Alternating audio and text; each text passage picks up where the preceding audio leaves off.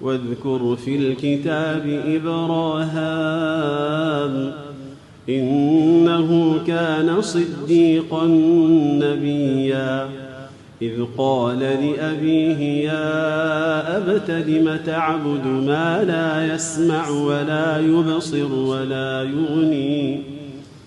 إذ قال لأبيه يا أبت لم تعبد ما لا يسمع ولا يبصر ولا يغني عنك شيئا يا أبت إني قد جاءني من العلم ما لم يأتك فاتبعني أهدك صراطا سويا يا أبت لا تعبد الشيطان إن الشيطان كان للرحمن عصيا يا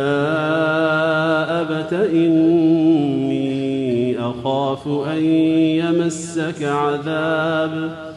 أخاف أن يمسك عذاب من الرحمن فتكون للشيطان وليا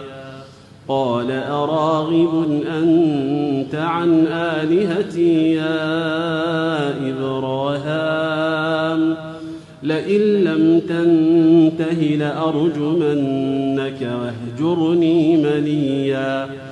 قال سلام عليك سأستغفر لك ربي إنه كان بي حفيا وأعتزلكم وما تدعون من دون الله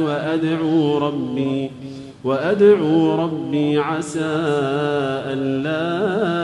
أكون بدعاء ربي شقيا